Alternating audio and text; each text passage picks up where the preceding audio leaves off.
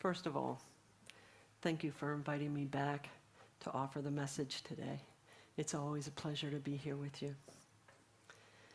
Today, I invite us into a sacred reflection on Christ consciousness. And Christ consciousness refers to awakening to the same divine awareness that Jesus embodied. Unconditional love, unity with God, compassion, forgiveness, truth, humility, and the recognition of the sacred worth of every being. Christ consciousness is a state of being. It is the divine possibility within each of us. It is the presence within us that meets chaos with calmness, injury with compassion, uncertainty with faith, and darkness with light. Christ consciousness is a state of seeing and meeting life through the lens of love rather than those other options like fear or limitation. It points to the qualities such as loving others as extensions of ourselves, right? Responding with mercy instead of judgment. Living from inner peace rather than by our little ego reactions. Trusting divine presence within you and all around you. It's seeing beyond the appearance of situations or the appearance of peoples into the soul. It's choosing forgiveness and choosing courage and choosing compassion. Christ consciousness is the consciousness of oneness with God, expressed as and through love. In the Gospel of John, a new commandment I give unto you, that ye love one another as I have loved you. This is the purest, or one of the purest teachings on living through love.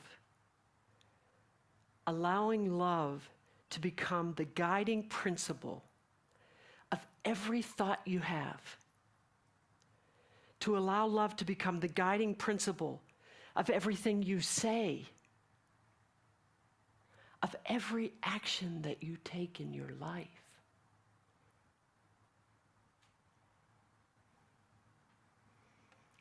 Living from the space of your Christ consciousness means that you are constantly asking the question in every situation, what would love do? What would truth say? What would compassion choose here and now? And I have good news for you today. Okay, come on. That was a good line.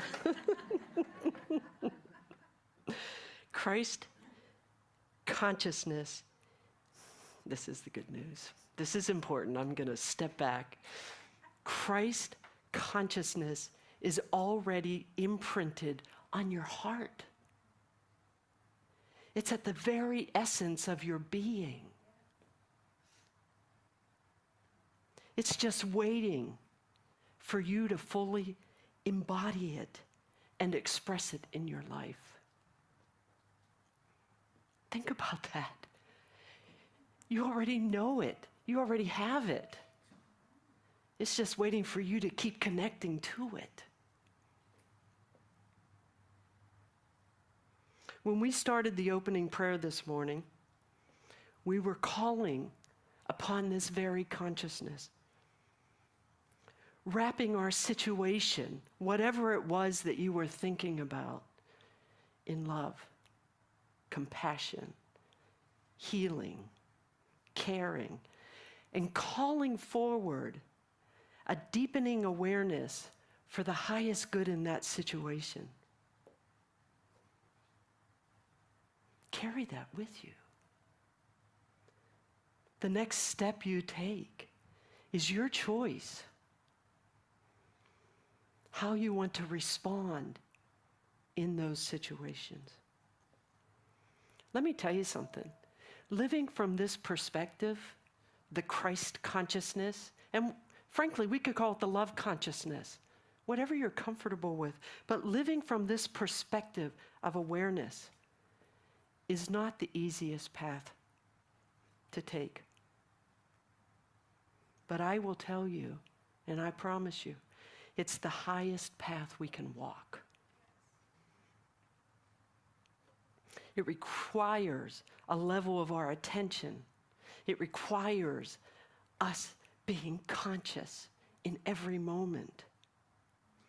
It requires us to use inquiry. And it requires us to come from this place of trust. I'd like to share a little story with you. It will take a while for you to come around and see how this all fits, but I want to share it with you. How many people were aware of the Buddhist monks who were walking from Texas? Okay, everybody here is pretty much aware. They walked from, in case you aren't aware, 8 Buddhist monks walked from Texas all the way to Washington, D.C. It happened about 2 months ago. They were led for a little while by a little dog, Loki. And they were walking for peace, to bring awareness around peace in our world. So here's the story I want to share with you. Long before there were the Buddhist monks walking for peace, there was a lone woman who set out on her own peace pilgrimage in 1953. Her name was Mildred Norman. Anybody know of her? That's it. Thank you. She was known as the Peace Pilgrim.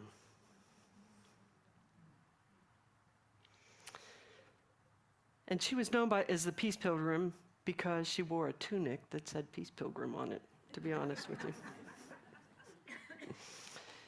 Now, here's part of the story, right?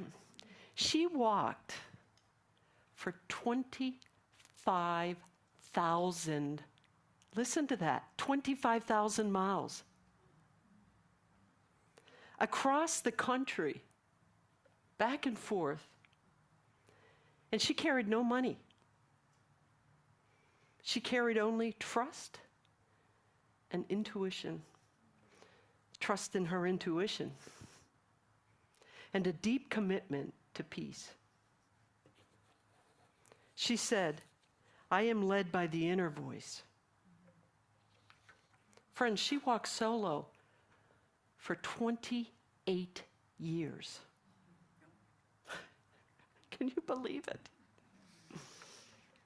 She once said, when you find peace within yourself, you become the kind of person who can live at peace with others. She at that time already understood that the journey we take is inward and is personal. She trusted that when enough people found inner peace, the world itself would change. Do you understand? She recognized the power of energy to change the world. She followed an inner guidance so steady that her whole life became the living prayer for peace. She trusted love more than fear. She trusted purpose more than her own comfort. She trusted that Spirit would provide for her needs. She ate when food was offered and she rested when lodging was given. She lived by those simple expectations. Think about that. True trust. So if it's okay, I'd like to share something a little personal about this story. I heard about the Peace Pilgrim from a little brochure over 20 years ago. I was deeply moved by her life, not just because she walked across the country 7 times or that she walked for 28 years. I saw in her an agent of change and transformation. She had a profound spiritual awakening, and she set her life on a completely different course. She stepped away from a comfortable life and stepped into a new life of walking with purpose, walking for peace. The energy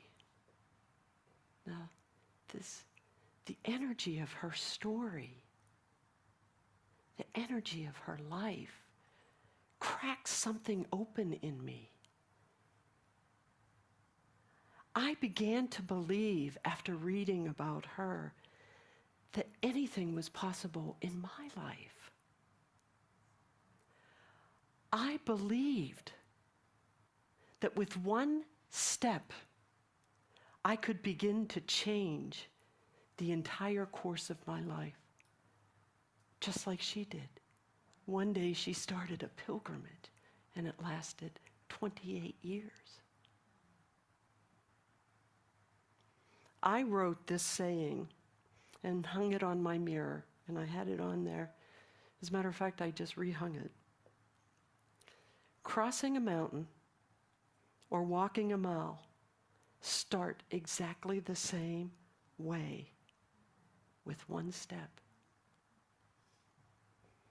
And taken one step at a time, we could do or go anywhere we set out to. And though she had already passed by the time I read about her, her life became a powerful influence in how I approached life. When I have to face something difficult, I remember her. I would repeat my mantra: climbing a mountain or walking a mile starts with one step, and it would keep me moving forward. I trained for a 100-mile bike ride. I thought of her. When I ended a difficult relationship and had to start my life all over again, I thought of her. In fact, I thought about her, and I ended up taking a 300-mile pilgrimage myself. It's a pretty big thing because I hate to walk. Again and again, she has been a presence in my life, a reminder that you don't conquer the whole journey. You only need to trust the very next step. She was helping me to embody the Christ consciousness before I even knew what the Christ consciousness was. Trust, divine possibility, love in action. There's a reason I wanted to share that story and the personal aspect of it, let you know how much she influenced me.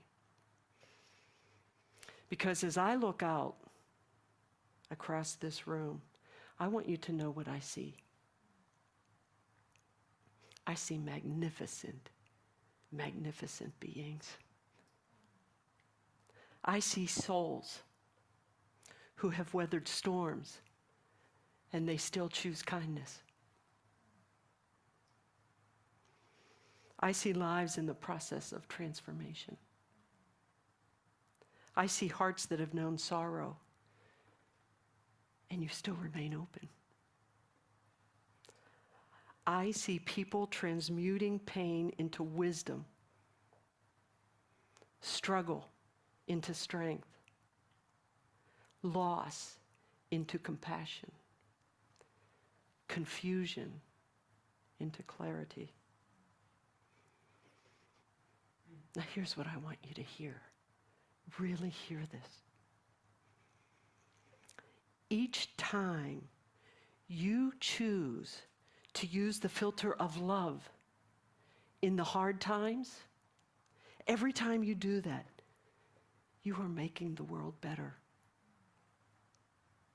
Do you understand the importance of that, what I'm saying here? The way you respond to life can elevate the frequency of love in the world. And it makes it easier for me to access love when you're putting it out. Makes it easier for all of us to experience it.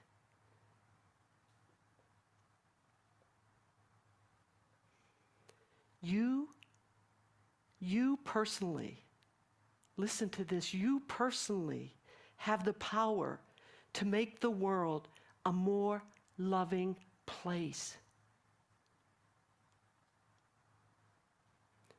Each time you choose love over darkness,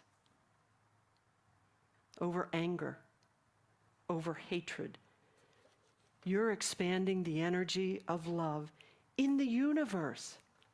And it's done by how you live. Each time you choose understanding over blame, you are expanding the energy of compassion in the world.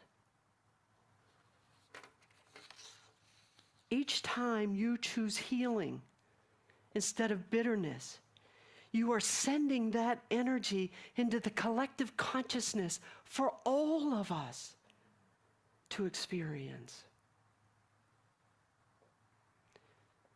You are teaching the world silently but powerfully by the way you engage in life. It's by the energy you are radiating into the world for all of us. This morning, when we started, when you surrounded that situation that's weighing on you with love and held intention for its highest good and its highest resolution, you took another step towards embodying love, the love that the world needs. You, by your life, are modeling healing. You're modeling courage. You're modeling love in action.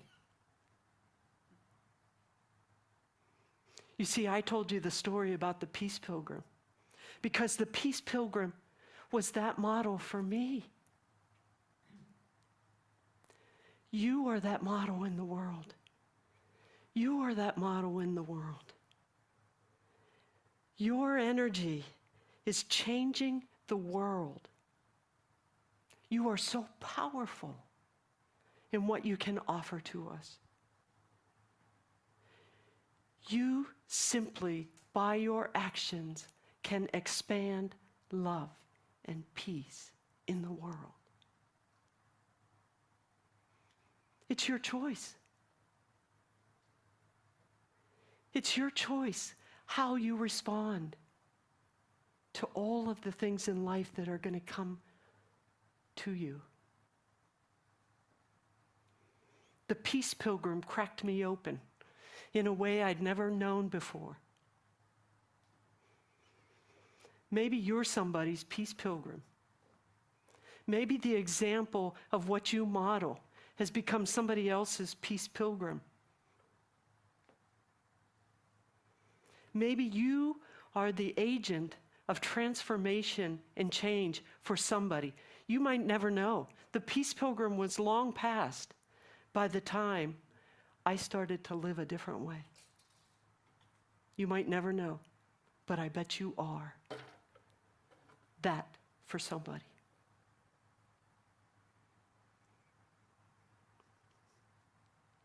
Thank you for sharing who you are and the energy of love in the world. You're doing it for me and for all of us. So thank you.